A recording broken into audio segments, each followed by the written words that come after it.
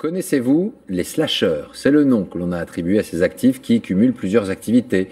Dans 3 cas sur 4, l'argent serait la principale motivation, mais le plaisir, la volonté d'indépendance, le fait d'être son propre patron complète la liste des envies de ces travailleurs, pas comme les autres. Alors qui sont-ils? C'est l'enquête de ce vendredi. Agnès Monteux et Tatiana Daligo. Philippe, photographe, / informaticien. Jean-Maxime, conseiller marketing, / organisateur de soirée. Alain, géomètre, / professeur de yoga. 3 slasheurs.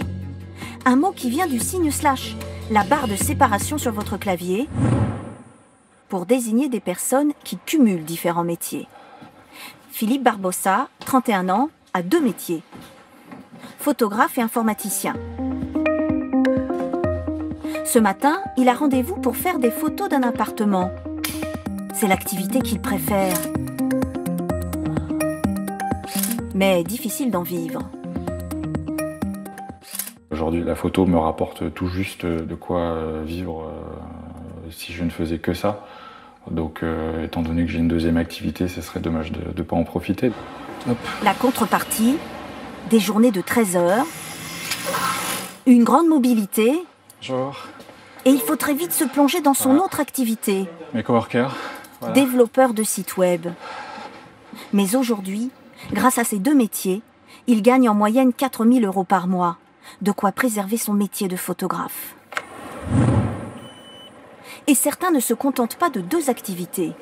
Jean-Maxime Carrier, 31 ans, lui, / tous azimuts. Au départ, il était juste conseiller en marketing. Il trouve des idées pour vendre des produits. Ses lunettes, par exemple. Donc ça, c'est la collection glacier pour cet hiver. Mais justement, faire un petit film qui dure 1 minute 30, je pense qu'en termes de Mais il avait envie de se diversifier. Le CDI à vie, pas pour lui. Génial. Quand on s'ennuie dans le travail qu'on fait, qu'on ne gagne pas assez sa vie ou quoi que ce soit, on a une nature beaucoup plus spontanée, notre génération en tout cas, à essayer de zapper, à essayer de changer. Alors il a aussi créé une ligne de vêtements. Il les vend dans des grands magasins. Tous les jours, il fait lui-même les cartons pour les commandes internet. Et le soir, le voilà organisateur de soirées de rencontres pour célibataires. C'est ça qui est génial, il n'y a pas une journée qui se ressemble. Comment voulez-vous ennuyer avec ça? Et quand il lui reste du temps, il fabrique des tableaux décoratifs avec des figurines qu'il espère bien vendre. Revenu, 2 500 € par mois. Alors, hyperactif ou simplement curieux? Un peu des deux, tant qu'il n'a pas de contraintes.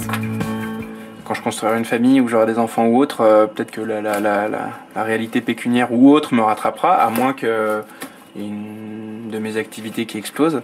Mais en tout cas, dans la configuration de vie dans laquelle je suis aujourd'hui, il n'y a aucune limite, quoi. Mais les trentenaires n'ont pas le monopole de ces multiples casquettes. Alain Janvier a 57 ans. Dernier cadran. Il s'est lancé pour préparer sa retraite après une longue carrière de géomètre dans la même société. 30 ans. Oui, il y a un anniversaire là.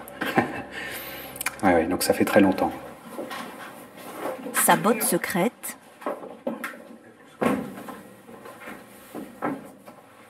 le yoga. Alors, parallèlement à son métier, il a fait une formation pour devenir professeur. Les soirs ou le week-end, il donne des cours. Main jointe devant la poitrine. Inspirez, montez les bras en arrière. Une activité qu'il fera à temps plein quand il sera à la retraite. Pied gauche en arrière. Redressez la tête, inspirez. Slashé, les seniors s'y mettent de plus en plus. Pied gauche, expirez. Je pense qu'une fois atteint un certain âge, on connaît mieux ses passions, on sait vers quoi on veut aller, peut-être plus que quand on est jeune. Donc on peut s'investir un peu plus et puis profiter pleinement d'une deuxième activité, oui.